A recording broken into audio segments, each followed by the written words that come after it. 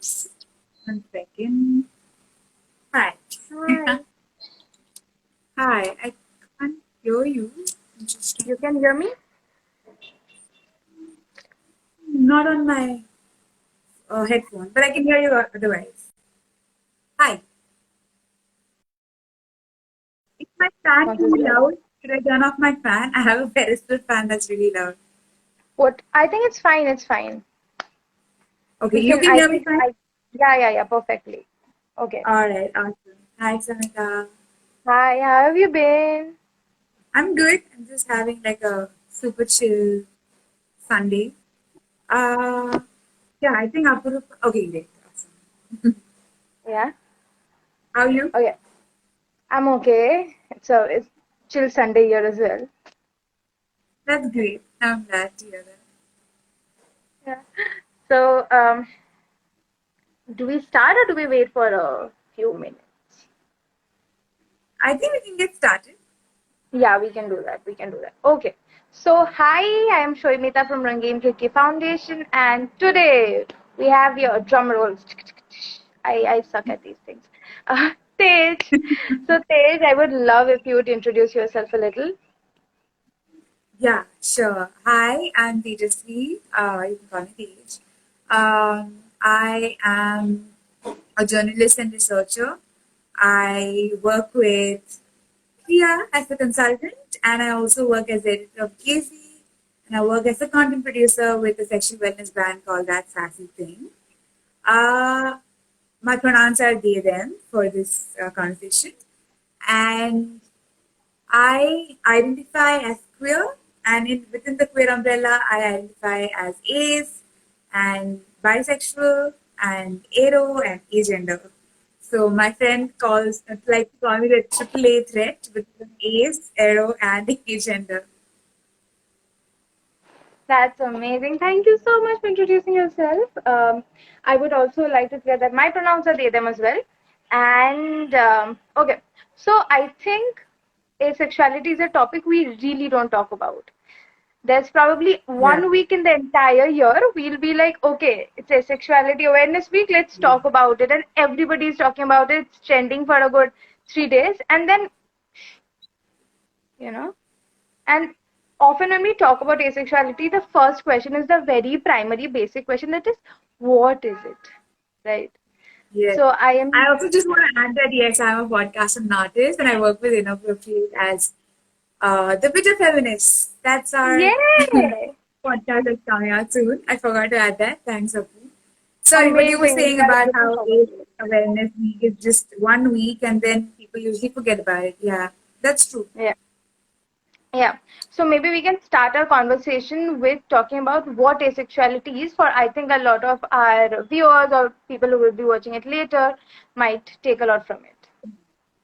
Yeah, so you know how I discovered the term asexuality, because this is not vocabulary that we are really like using in common parlance, and we don't really have access to sex ed or sex educators while you're growing up, or at least I didn't. And for me to figure out that there was a term for how I was experiencing, or rather not experiencing, sexual attraction, um, I went on Reddit a few years ago when I was about 23 or something. I went on Reddit and I asked people who identify as ace, and I asked them to share their experiences about what that meant to them and how they came into their identity. And around that time is when I learned that it is a spectrum. You know, it does not mean you do not. It does not mean you do not feel any sexual attraction, and it does not mean that you're sex repulsed. You know, but it means that I think recently the Swaddle had written a sentence that really resonated with me, and they said it was just an approach to decentering sexual attraction, decentering sex as a form of intimacy. So the way I see it, it's just seeing that there are so many other forms of intimacy that we can appreciate and we have in our lives, and with allosexuality being the mainstream sort of narrative of our of human sexuality, we see that there is so much focus on, you know, just sex as a form of intimacy between two people, especially. There's also a compulsory monogamous aspect to it, where you can have sex with just one person, and that times intimacy is like special, and it means more than any other kind of intimacy that you might have with anybody else, you know. So asexuality basically means an asexual person feels little to no sexual attraction, but I would love for that definition to expand to say that asexuality means anybody who does not center sex as a form of intimacy in their lives. Because, yes, sexual intimacy can be something that you seek and you experience, but it does not sustain us as human beings in our relationships, right? There is so much more than sex that we can pursue and to find meaning in our relationships. Yeah. Yeah. I think the existing understanding of ours when it comes to, intimacy, it's very associated with heterosexuality and heterosexual sex, mostly, Yeah. sex which involves a penis or a vagina, or sex that we understand, like when I hear the word sex, I mean, Yeah. in my head, I know that it's an array of things. But when I talk about it, or when I talk about queer experiences, or when I talk about, how sex is not just that and a lot of things, and this is a Yeah. very, very regular question that I think queer individuals hear a lot. That is, especially when they are both FABs, and they're like, how do you do it? How do you do it? Yeah. So sexuality is sex in these aspects is very definition is very concrete and very Rigid. internalized. Yeah. Yeah. So I think you know um, what? Sorry, I thought no, you no, were please, done. please Sorry. go on.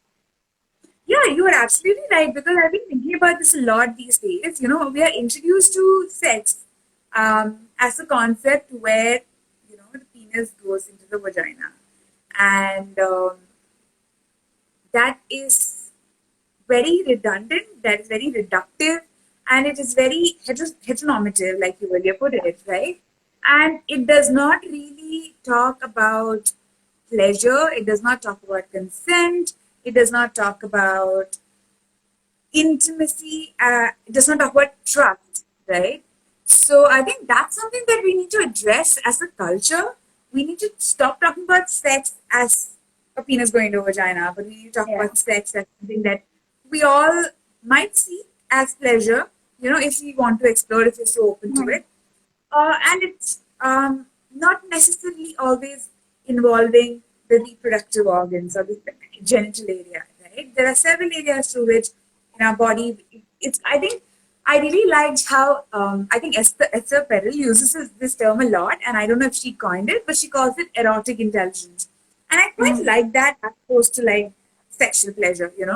Erotically, how do you feel in your body? What really gives you pleasure? How would you like to be held? How would you like to be like how would you like for the love language of touch to be used with you? And obviously once you're more comfortable with that person, you can always like figure out different ways of experiencing pleasure and experiencing each other's bodies. But does it always have to be like penetrative sex? That's kind of strange for me, that fixation over penetrative sex is very strange for me. And I feel like that is what turns a lot of people off because a lot of people with vaginas also have conditions. A lot of them have conditions like vaginismus. Yeah. A lot of them live with issues where there is a fear of penetration, a fear of pain during penetration, and there isn't enough education about lubes. There isn't enough education about outer course, foreplay, clitoral stimulation, nipple stimulation, or even the prostate and how the prostate can be such an important aspect of pleasure and things like that. So instead of talking about a variety of possibilities, the Yeah. fixation of putting the penis into the vagina and touching it is just like very strange for me. And I feel like we need to like unpack that fixation as a culture. Yeah.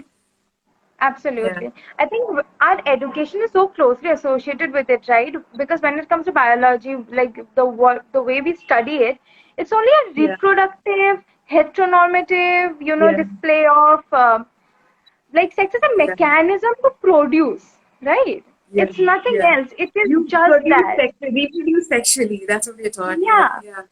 And I think as young people, we almost take in whatever we are given. Now, questioning is also a phase which comes with also the environment we are in. Yeah. Because almost always a lot of people are situated in Yeah. environment or situations where they don't talk about these things. The Yeah. conversations are touched, and so there is no even if you want to, we don't have the space to do it. Yeah. So you live with Yeah. the same thing. And there are also like these milestones, right? By the age of 25, especially if you're a person with a vagina, if you've been conditioned as a girl to grow up into a woman, then you're married off. You know, that's the ideal age to get married, apparently. And I'm like, but why? You know, this is finally I come out of that space. I'm able to like maybe also financially meet certain, you know, my needs on my own and things like that. And at that point, you're like, get married, Abhi. And I'm just like, hang on. I feel like there's so much more in the world, and there's so much more that I need to learn and unlearn. You know, at least when I was early 20s, I was just like, I don't think I'm ready for all of these to meet all of these milestones and keep just hurtling through life. You know, so yeah. And also, it is like these milestones also are so patriarchal and heteronormative in nature. Na marriage, okay, you're talking about marriage, it's fine. Fine, I'm getting married. But you won't even let me get married to the person I want to marry. I mean, Yeah. Yeah. come on, please. Yeah. So, I hear you. that talking about these things, as the healthcare scene comes into being, Yeah. I was thinking this very morning in the bathroom that, a lot of norms, a lot of stigmas that we have, which are norms for the society, those are very well, drilled into our being and very well put into action through healthcare. Yeah. Like these stigmas about, let's say, abortion, okay, let's say other reproductive rights. It's just, you normalize it within healthcare and it makes it so inaccessible, right? You can't access such things anymore. And I was thinking there is a gap. Obviously, there is a gap between our selves and our ability to access healthcare and their ability to provide it. Yeah. So, what do you think is the gap? What do you think makes the gap the I think the problem gap in this? exists with the idea of reproducing gender in a binary way. That I think is where it begins. Just saying that if you have a vulva, if you have a vagina, you're a woman. If you and your job is to your job for having that reproductive organ is to use your uterus, push out a baby. And if you have a penis, then you must, somehow like you need to have sperms, and that sperm needs to have motility, and otherwise it's a question of masculinity, manhood, and all of that. This binary nature is so toxic, and I think it harms all of our self-esteem, all of our identities, all of our experience of pleasure, and also of our own selves in relationship with others. And it is something that really deeply bothers me. So I think we really need to step away from that. And even when it comes to people having conditions like, cysts, like PCOS, and, or vaginismus, or any of those things, or let's say you have some sort of condition where you have PMDD, and, you want to stop menstruation, or you want to remove your uterus for whatever reason, a medical purpose, a lot of doctors just do not recognize that, and just do not like acknowledge your agency over your own body. They will tell you it's not a good idea. You should at least get married and have one child, or consider the needs of your partner based your own body. So these sort of really harmful notions about what a uterus role is in a person's life or in other society, which comes from a very Vedic Brahminical idea of, the uterus being the, fount of creation itself in society, and where morality is stored and whatnot. So I think that that needs examination. As a doctor, you don't just need practical tools and techniques or technology to kind of walk you through that. You also need to examine how the body is treated. Because there is a very clear effect on material reality which is just ignored in this profession. And secondly, I would say that healthcare, there are different aspects. One is, of course, gynecology, where this is the focal area of intervention. Yes, and a lot of gynecologists. And I'll be very frank, I want to speak about my experience. When I was 15 or 16, my mom took me to a gynecologist because I was having some sort of infection, and the gynecologist wanted to do a physical examination. So I was just like, okay, cool. You're just going to do the outer area, right? And she was just like, yeah, don't worry about it. Once I was in the examination table, she just pulled my underwear down, and then like just put her hand in, and like it was I don't know what she did, but it came as a shock to me. You know, I was just like, what just happened? And my mother was standing right there, okay? And then after I spoke to my mom, I said, I was not prepared for it. Why didn't she just tell me what it would entail, like a physical examination? My mom's like, yeah, no, that's what doctors do. That's the part that needs to be examined because that's where you have some infection or something like that. And I was like, okay, cool, that's fine. But, the agency, the collaborative nature was not really like even broached upon. There was nothing like, okay, it's your body. This is probably a part of your body that you have not explored before. Because Yeah. are you sexually active? Have you not been sexually active? What is your comfort with that area?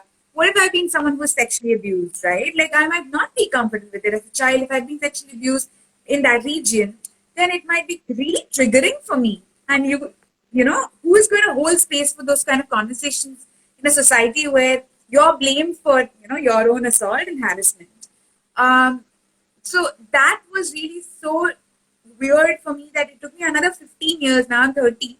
I think I recently went to a gynecologist for another physical examination after multiple levels of talking to friends and asking them for recommendations, references, or like asking them about their experiences. Then I finally went to a gynecologist very recently, 2-3 months ago, and then she said, okay, I'm at this age. I told her I've not been to a gynecologist in a very long time. I've had the worst experiences. So you must talk to me about the process. So she talked to me about the process. She said, this is going to be physical examination. If it hurts, if it is uncomfortable, please let me know. It was very collaborative and it felt like she was just a human being kind of helping me through my body, and it felt really nice. So gynecology is definitely an area, but I would like to speak about mental health as well, where asexuality and queerness in general is emphatically dismissed over and over again unless you're a queer affirmative counselor or counsel practitioner, which is just so weird to me because if you're not a queer affirmative person, then you should probably not be in the space because Yeah, you don't know how absolutely. to deal with someone.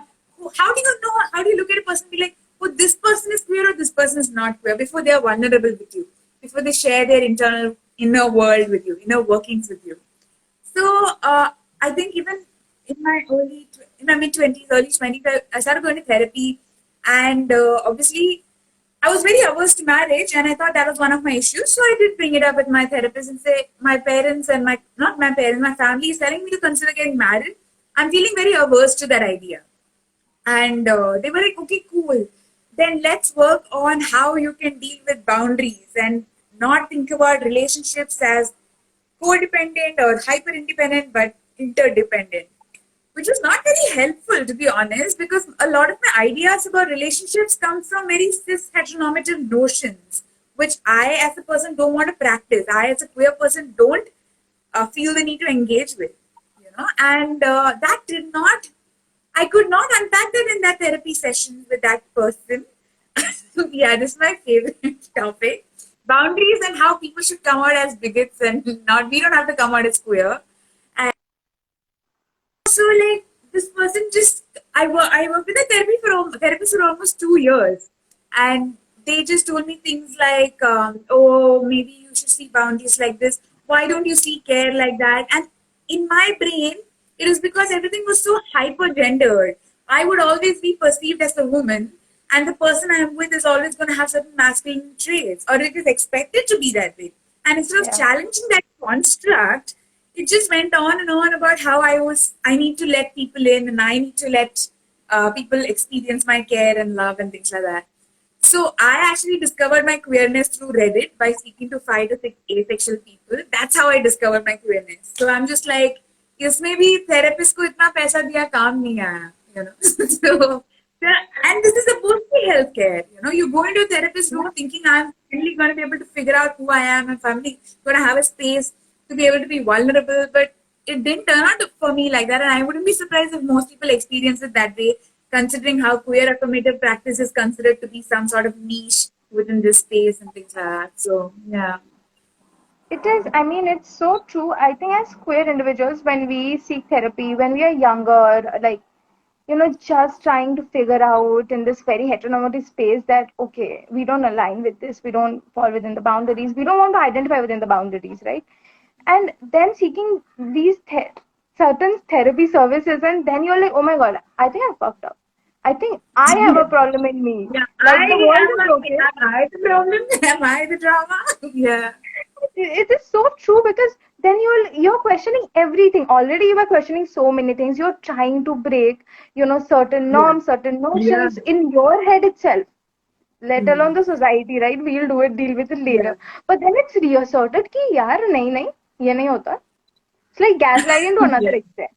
कि अरे Yeah. ये कैसे हो सकता है? Medical Like, gaslighting is very real, yeah. And also yeah, medical malpractices. We pretend like this doesn't exist. We pretend like doctors are just these experts who have figured out how the human body and absolutely. brain work, and they will tell us how to finally fix it. But you are the one who's living with yourself. You're the one who's living with your body. And doctors are probably someone who have experience having met different people to see what works, what doesn't work. But you have your lived Yeah, yeah. experience, which isn't usually entertained much in a lot of doctors' offices. And something I recently someone told me was that we probably need to go back to a practice where we have family doctors, or somebody who looks at our history and says, okay, I have also met your grandparents and they also lived with this condition. How did that affect you? And see that sort of history, or that sort of that space, how that has affected you in your childhood, how it is affecting you as you grow up, and things like that. I don't know if a family doctor is necessarily the solution. I'm just trying to posit that against the Uh-huh. kind of healthcare that we have these days, which are so tech led, and you just like have to input a lot of the information, but you might not necessarily have an information. You probably need Hmm. somebody else to witness that information for you and say, hey, I've seen your mom live with this condition, and I've seen one of your parents live with this condition. So I think that might be the issue, but it's showing up Yeah, differently in your case, something like that. So yeah, I mean, there is so much more to health, public health, than yeah. just certain vitals and saying whether your heart rate is a certain way and all that. Somebody's left a long ass comment. Oh, Akib said. Are we taking Um, questions? if you are comfortable, we I'm can do it. comfortable. Yeah, sure. Let's do it now. Humans have a natural need to reproduce. Is this the kind of idea just archaic?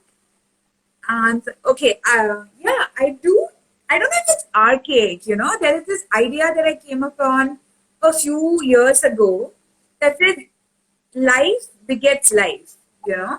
So when you feel alive, when you feel connected to the life source, when you feel connected to the living, um, how does that make you feel in your body? And in turn, how does that make you feel about bringing more life into this world?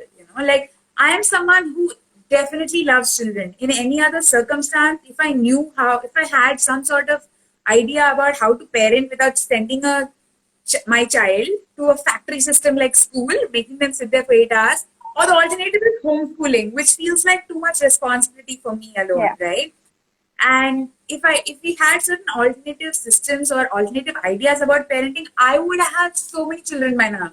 Whether they're going to be my own or whether they're going to be adopted, I would have definitely had children. I love children and I love working with them. And I also but I think I have directed that love into fur babies. Like I had, I love animals, I love plants. So I think when life begets life, you'll beget it in different forms. You don't necessarily have to have a child who takes the human form, right? Like there are lots of people talk about, especially the millennial and Gen Z generations, talk about plant babies, fur babies, and even a lot of people are taking up shroom farming, mushroom farming, and things like that. So there is this mycelium networks are something that we are all starting to relate to in deeper ways, and we have forgotten about this, thinking farms means ऐसे खेत उगाना है या फिर ऐसे यहाँ पे tree लगेगा and all of that. We're starting to see how a lot of life is interconnected and how life itself can beget life in different life forms. So I do believe that. I do believe reproduce doesn't have to mean you need to push a baby out of someone's uterus. Reproduce can also mean reproducing life in different forms so that you feel connected to a life source. So yeah. Do you think that answers the question?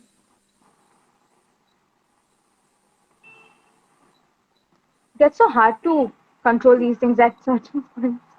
So Yeah.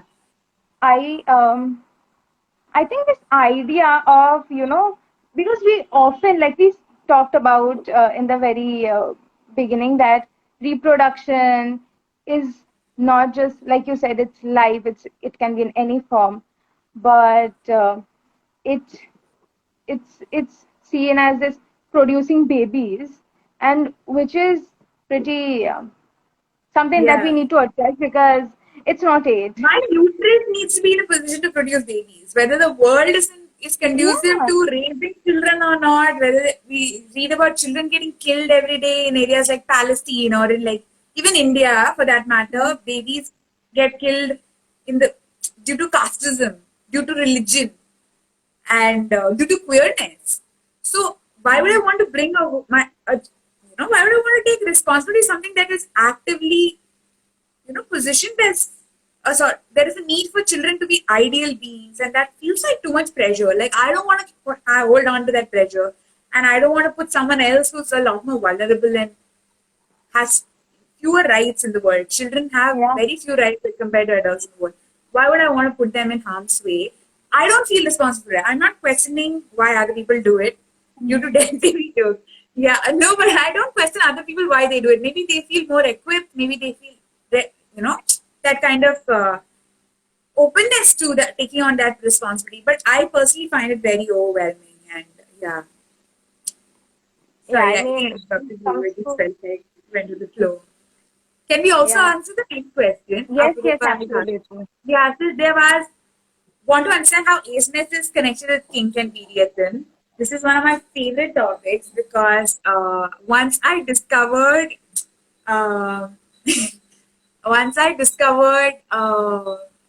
kink for myself and like why I have these. I am an East person. I remember trying to explain my experience to one of my best friends when I was really young.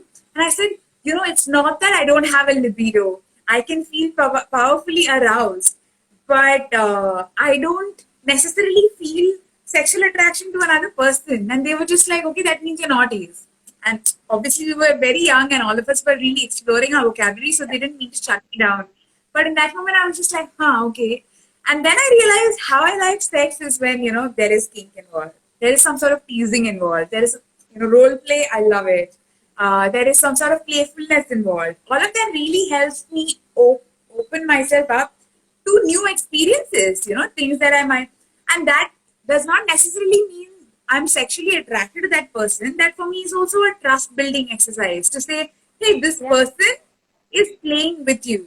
They are building rules for this game with you, and this is not like there is one rule, there is one choreographed performance of how sex must be acted out. They're not doing that with you. yeah, And that unlocks like my sexuality, that unlocks my libido for me, that unlocks me to kind of be more experimentative, playful, and go with the flow.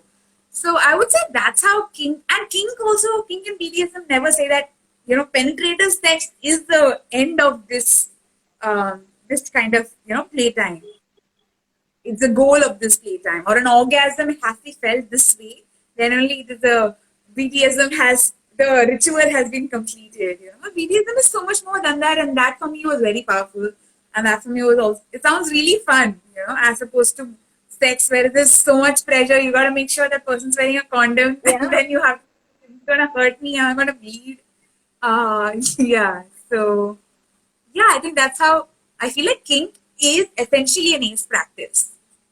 That's my hot take. And I think, like you said, it makes so much sense because it's like a sex, like the understanding of sex that is very prevalent has these steps. Step one, Yeah. step two, step three. Not many steps, honestly. Very few steps. And First the base, last one, second base, they call it, na? Yeah. yeah, yeah. So the last one is like Fifth you base. have to orgasm. If you're not doing enough. It's some Yes, sort of, yeah. I have seen people talk about it like, oh, this person, and I feel like this is firstly, so this is such an intrusive thing. Yeah, Huh. you can't have conversations like this in public without the consent of the other person, right? Huh. And the other thing is that it gives some people some sort of achievement, Yeah, some मैंने sort of, sex कर लिया है. yeah, Yeah. and not even just sex kar liya, orgasm. This other Huh. person orgasmed. Like, I mean, guys, Yeah. come on. We know there are Yeah. better ways. And I I also think a lot of this because you cannot have these conversations. For me, I have had these conversations. I feel like I slightly, freaked out my friends when I started having these conversations, but now they're all warmed up and they're like, yeah, this makes sense. So I remember having another conversation with one of my best friends again when I was in my early 20s, and I was just like, so they were married and all of that, and they were cis head passing. They are a woman and their partner is a man. And I remember talking to them, I was just like, dude, I feel like I have orgasm and not with another person, but masturbation and using a vibrator. And they were like, how? Did you penetrate? Is it like a dildo? I said, no, it's not a dildo, it's just a vibrator. So they were like, okay, then that must not be an orgasm. So I had to literally describe an orgasm to them and how I experienced it. And they were like, it's, I think they were for a moment, they were mind blown. They were like, oh, okay, without penetrating, you experience that kind of pleasure.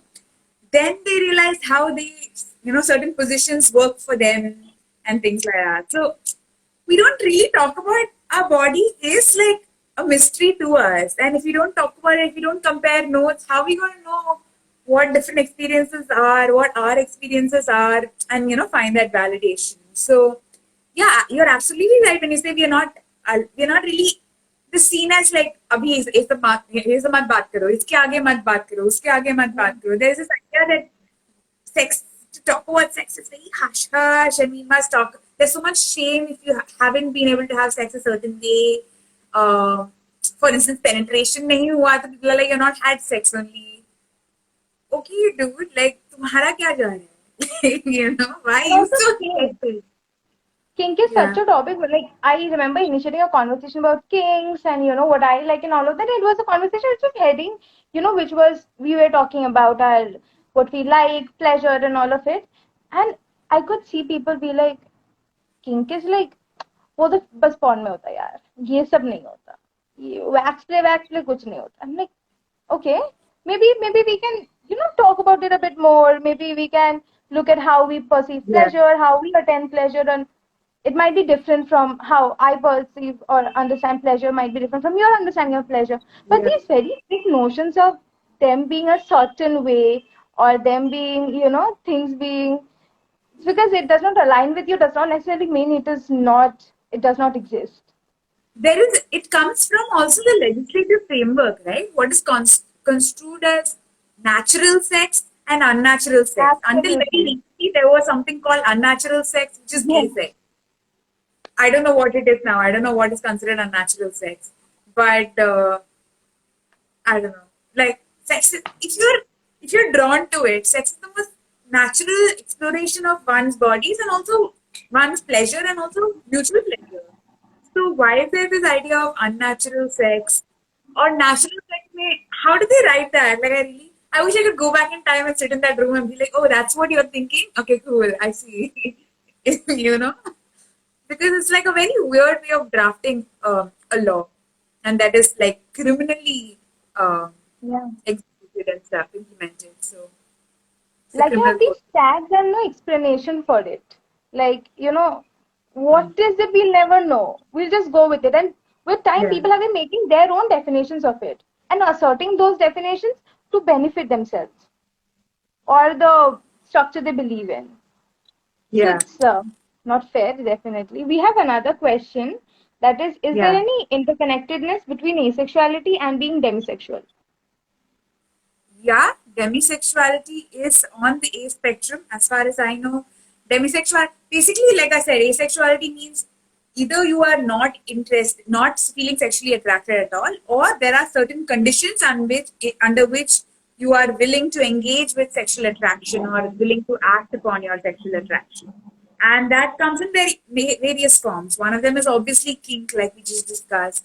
One of them is demisexuality, where if you feel like there is an emotional connection, there is some sort of trust, I guess. I think for me, emotional connection, for me, it is trust. For another person, emotional connection can feel like so many different things, right? So if they feel emotional connection, then they're willing to kind of also be open to sexual engagement and sexually explorative. That is demisexuality. There is also other forms of asexuality. Recently, I was reading about phrase sexual, and there is also like there are various forms. Even I feel like even sapiosexuality is a form of asexuality. if I feel like this person is very intellectually like aligned with me and they're able to engage with me on certain ideas and there is good banter and there is wit and humor, then I feel like I can also get into that zone with them and be playful sexually. That is also like I think a form of sexuality. Although sapiosexual is so overused on Tinder and in Tinder bios, but I feel like there is something to unpack there. So there are so many different kinds of asexuality and demisexuality, as far as I know, is on the spectrum of asexuality. I think the first thing we need to address, and as a society, as a community, is that asexuality is not just people who don't like having sex. Yeah. It's not That is that. like, And that understanding the definition is so wide, it is so nuanced that, and we really don't have these conversations. We really don't talk about these things at all. So the ideas yeah, are the same. When you talk about asexuality, you're like, nahi, matlab, pasand nahi hai, bas yahi khatam hai. Now, so I wanted yeah, to ask you, okay, Apurupa mentioned something. yeah. Um, To enable an orgasm is empowering. Yeah, it is because we have kind of constructed that as the epitome of pleasure. So yeah, I mean, obviously, if you are invested in partner, you're like, okay, there is this epitome of pleasure that I would love to be the cause of for you. So it does contribute to the process of, it does feel like achievement because it is constructed as an achievement. And there's no yeah, shame in seeing that as an achievement also. It's yeah, kind of cute only. But orgasms don't necessarily have to be the end goal of every sexual interaction. Sexual pleasure can look so, even if you deconstruct orgasm when you're experiencing that kind of pleasure in your body, what is actually happening? Certain nerve endings are like stimulated in a certain way, right? And we have nerve endings throughout our body, yeah. sometimes. Yeah, like I think on our page, that's the thing, you were doing a story ka wo kya question poll sort of that day, and so many people did so many different things, and it was so cute. Holding hands, that is something that is definitely, we have all I think I have experienced a lot of skin hunger over the past 2-3 years, especially during the first and second lockdowns. It was really bad. Like I was just like, I want to stop touching screens and in non-living objects. I want to hold hands. I just want to like touch something living. So holding hands can be tremendously healing, and that gives so much pleasure. It does not necessarily feel the same electrifying way, but sometimes when you have chemistry with someone and you're holding hands, then it can feel electrifying. You It does. know. So yeah, like there are different ways in which this pleasure is achieved, and I mean maybe we should start telling people that. Maybe next time someone I have great chemistry and they're holding hand, I'll be like, this is orgasmic, and then they might also feel like it's an achievement. Maybe I should start doing that. So we should start, I feel like, acknowledging and also complimenting people on the way they are part of our pleasure experiences. So that I think is a really Mhm. cool idea that Apurupa pointed out. Yeah. Absolutely. And I think the achievement sense of it, as it is cute to certain extent, but I have experienced or I've heard certain experiences where they could not, or this individual did not orgasm, or the other individual did not orgasm. So the other person reacts in a certain way. Yeah. It's like, यार, तुम यार, कैसे हो? It's on you. You didn't Yeah, orgasm. it's on you. And it's like, Yeah. no, I enjoyed it. I really do. I enjoy this. But just because I'm not orgasmic does not necessarily mean I'm not participating in it or not Yeah. willing to participate in it any further. It's just certain boundaries I do not know how to, navigate. And I'm like, ah, done, Yeah. I'm done. No, can't. Yeah. I think Yeah. it's just the I think onus that on you to we have learned these early this conversations. year. Sorry. I think the onus is on you to make them understand. Also, it's very tiring to, Yeah. to certain Yeah. extent. You're like, yeah, Definitely. Yeah, no, I hear you. You're also so tired. You just went through this intense experience with somebody's body so close to yours, and then now you gotta tell them why you didn't have an orgasm, which also is not in your control. A lot of things the body does is not in your control, and we should, I feel like, be more okay with that. You know, yeah. uh, it's something that I have been learning as well because if I have been feeling like, I am someone who likes for my body to be in control, I guess, because of maybe how I was raised or how I have perceived health and things like that. Mhm. So it's been a process for me. I'm also autistic, so I feel like my personal boundaries are always usually violated. I don't like people standing too close and things like that, and people don't see problem with that. In the queue, I remember somebody just they were brushing against me too much the other day, And I was getting really open, and I was like, hey, can you please like maintain some distance? And they took it personally. They were like, oh, there's no space. Where should I stand? I was just like, stop brushing against me, dude. Like, it's bothering me. Why do I now have to come out as autistic in a public space to a stranger? So I feel like boundaries, it's not really understood. It's not perceived as there are there are certain boundaries that are perceived as common. This is like everybody has these idea of boundary. There are also cultural notions. And then if you have certain boundaries that are weird to you, or not weird, like idiosyncratic rather, or unique to you, then you have to explain them. Which is, I think, which is where this sort of conversation also comes from. Where you're being vulnerable and holding space for that vulnerability. People are like, why are you being vulnerable? This is making me uncomfortable. That comes from their own discomfort which they project on you and make it your problem. So yeah, I hear you. This is just, I think, a larger cultural issue around consent, boundaries, personal space. Yeah. Absolutely. So I wanted to ask another question. That is, when we are having a conversation, you mentioned about how in the healthcare sector we have this question, your partner has needs and all of that. So how do you think an individual who identifies as asexual, how do they, navigate such spaces, and Yeah. how do you do it? Because it's something I think we all hear a lot. It's like, यार सोचना है ना सबके बारे में. You have to think of the other person as well. So, and also another thing that was in my head, Yeah. and we discussed as a team as well, that was the idea of marriage, as we spoke about, and people being married and people being not married. What is the distinction? What is the difference when it comes to seeking services or being an asexual individual? I am not married, so I cannot speak about married experiences. However, there were certain pieces that we've talked about, where we've written at Gazy recently in recent times that I remember editing. And one I definitely feel strongly about is in marriage, sexual consummation is seen as a vital. It's really woven into the fabric of marriage. It's just like Yeah. it's actually ground for divorce, for instance. Which is very strange for me. Marital rape is not seen as much of an issue, but when it comes to denial of sex, or whatever how it's phrased, that can be grounds for divorce in a lot of countries. And a lot of times, partnerships are also not seen as valid unless you have a sexual romantic equation. Absolutely. That is not seen as, they're like, otherwise you can be partners. तुमने sex किया, ठीक है, तुम partners हो. But तुमने sex नहीं किया, मतलब तो तुम शादी किया तो सेक्स करना है. I mean, come on, you knew this. शादी and Yeah. sex go hand in hand, right? Yeah. And There's obviously, no queer running. people, we want to align with heteronormativity. So we're like, हाँ, हमने भी sex किया, थोड़ा unnaturally किया, but किया. That's the kind of approach to defending our queerness that we have to take. I'm not saying that that is a wrong thing, because that's also a Yeah. way of seeking acceptance in a legal system that is very alienating. Yeah. Yeah. In a setting that we will try to be a part, because we are social beings. We try to be a part of what the society is, and it often means that you're affirming or confirming with those notions that probably you don't align with, but you are looking for that some sense of validity, some sense of acceptance, right? Yeah, So belonging. Yeah. Instead of thinking of acceptance, belonging as needs, Abraham Maslow, who apparently co-opted that needs pyramid from yes, certain indigenous ways of seeing society and people's relational needs, he co-opted this and said sex most basic need, not most basic need. I think उसके नीचे food and all है, food, home and all of that. Nobody focused on meeting those basic needs, huh? But sex, you must think about your partner and give in to their sexual needs.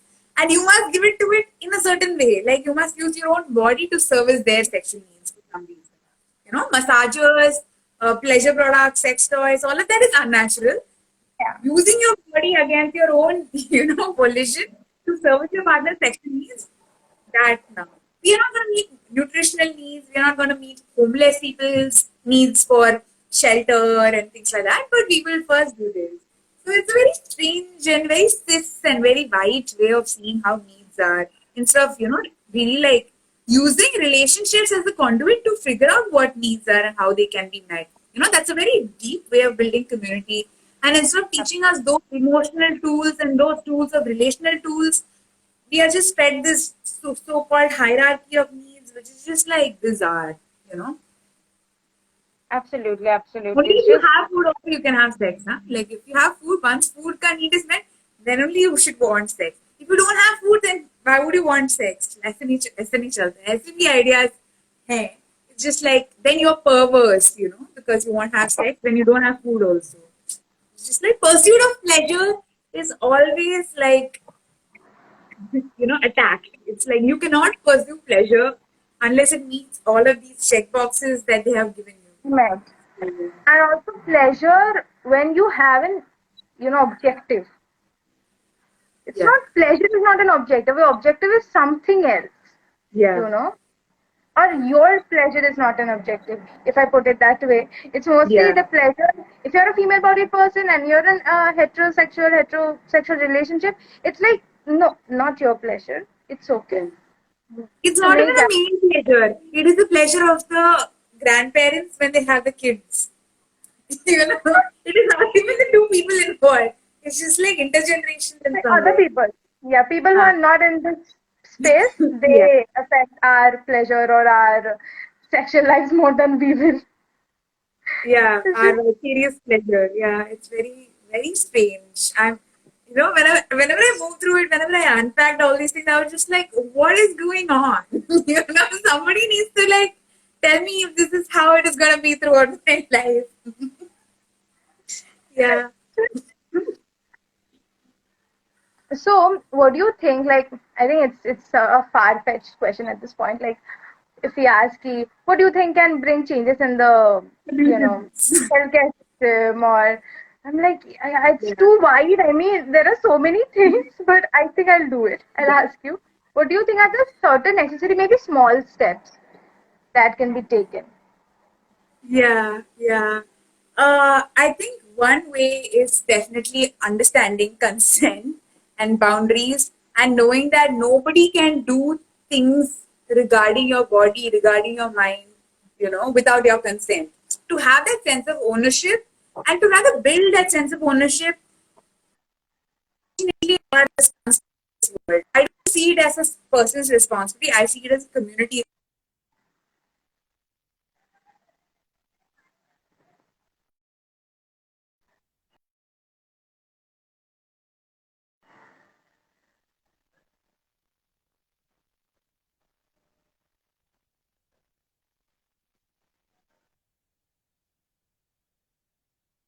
Yes, yes, Okay, yes. I figured.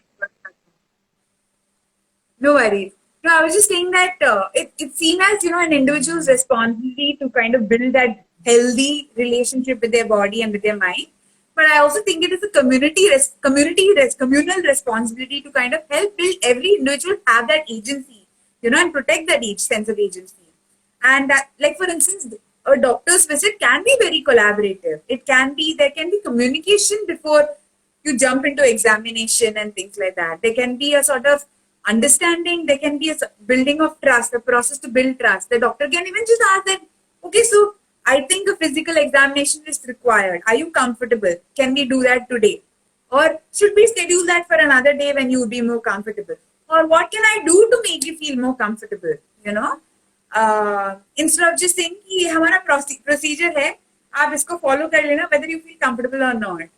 That can also be Yeah. traumatic. Instead of talking about all of those very nuanced ways in which these things get reproduced in person in a certain setup, systemic changes aren't necessarily like top down. This idea that systemic changes need to come from a top down way is not how it works in my mind. Uh, it can only get more and more controlled if it is always top down. Unfortunately, it is bottom up, but bottom up also can be like patient led advocacy, something that I've learned about a couple of years ago. A lot of people who live with PMDD, a lot of people who live with endo, people are very much more about educating each other based on lived experiences as opposed to medical, notions or medical constructs. So I think patient-led advocacy is something that can affect that change.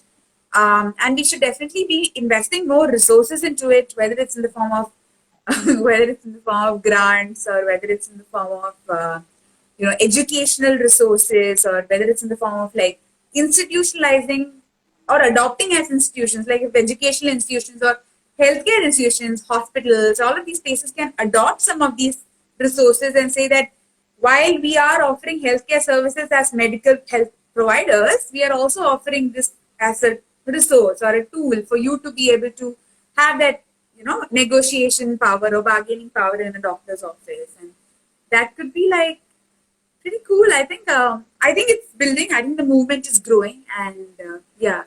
Absolutely. Absolutely. Yeah, I mean, that is the hope, right? Yeah, I think that's the hope, and that's also what I'm seeing. So I just, I'm pushing for it. I'm rooting for it. There is one patient-led advocacy group that I know of that works in the space of PMDD, which is Beyond Blood, and they're doing. I've learned so much about premenstruation disorders, dysmenorrhea, and these sort of conditions, which probably personally don't experience as a menstruator, but I understand that other experience of menstruations are so different from mine, and these could be the reasons, right? So I've learned so much from there. So let's say I do experience dysmenorrhea in my late 30s or 40s, but going forward at any point, if I experience that, then I have this resource already because of the kind of work that they're doing. So yeah. Yeah. So it's just these spaces, like we talk about safe spaces a lot. These spaces are so important to be created, and I think it has to be a very pushed effort also. We Yeah. have to take initiative to do it, right? I mean, I Yeah. know that we sometimes it often happens that it's a lot of pressure on us to do Yeah. The something. handle is Beyond Blood India. Yeah. Yeah, we can mention it here as well. I Sure. think.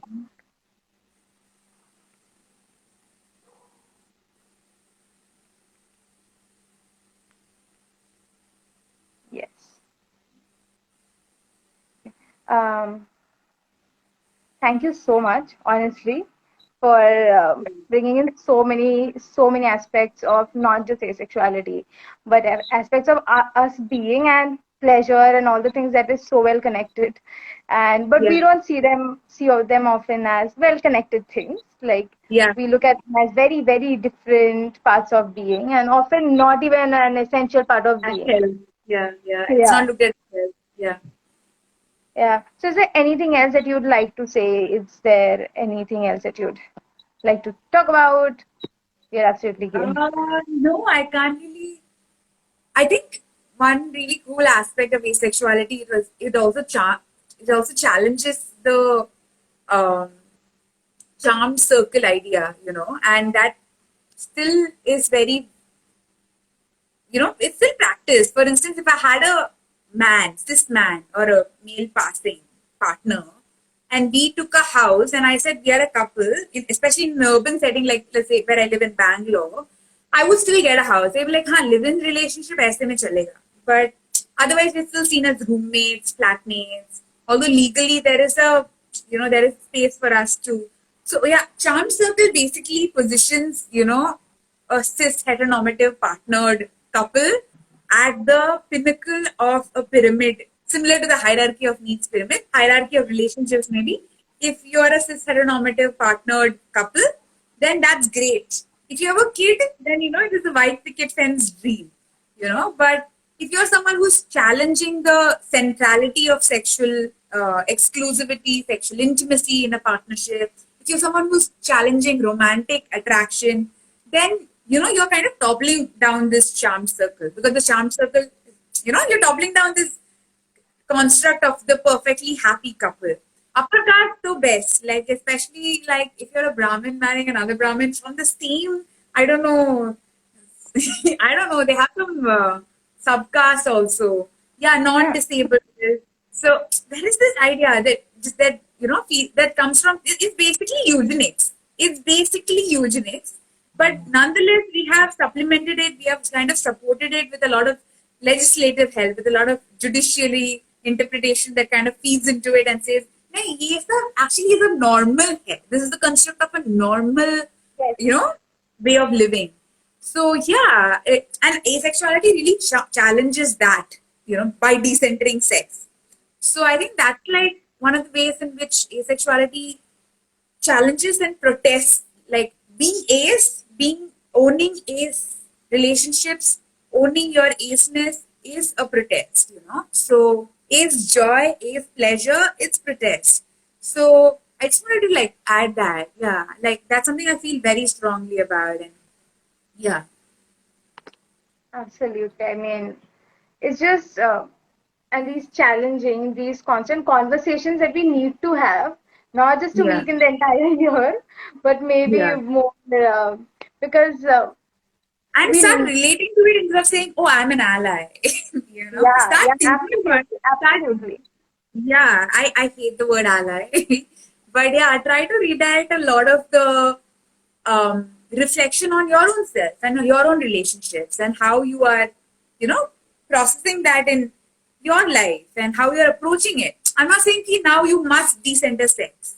Yeah. This idea that no homo, a lot of the disabled community actually also really distances them from asexuality. I think that's what Apu is bringing it up because that's something I feel strongly about. A lot of people feel the need to say, I'm not asexual.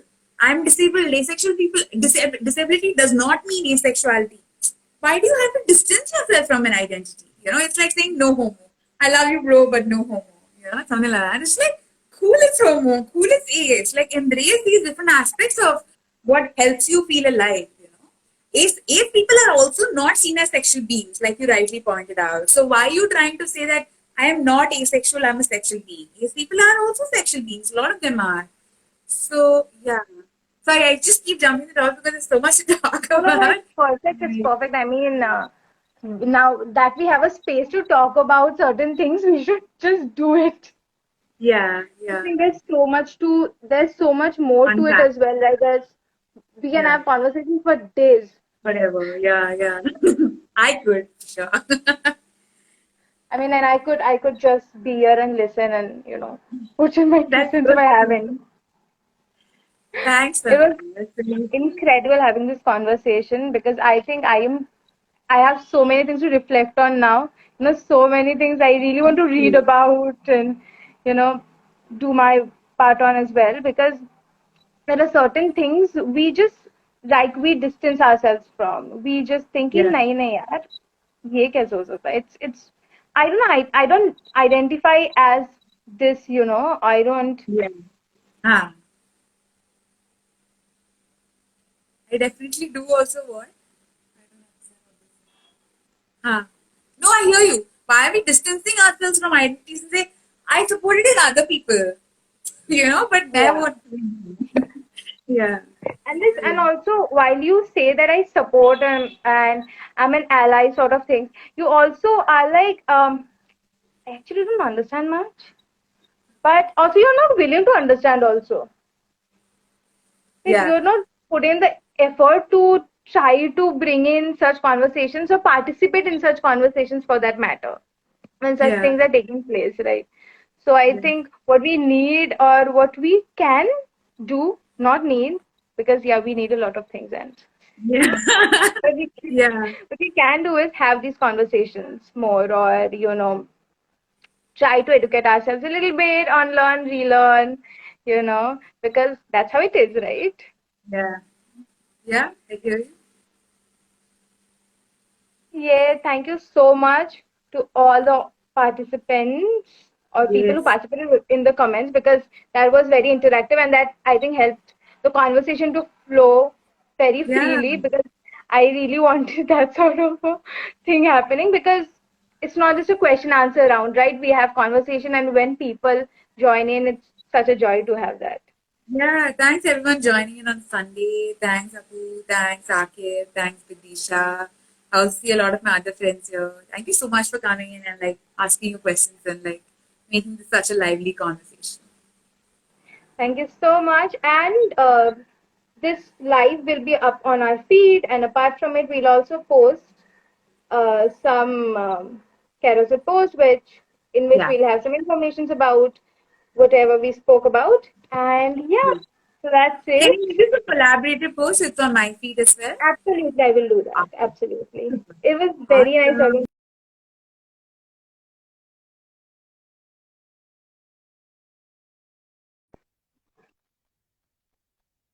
Got it. I've lost Samrita again. Ah, yes, there you are. Yes, guys, please follow Tejnes and And Rankin people. Yes. yeah. And yeah, it was really nice. It was really nice. Thank you so much. Hope we connect very Likewise. soon again. Meet them. Bye. Bye.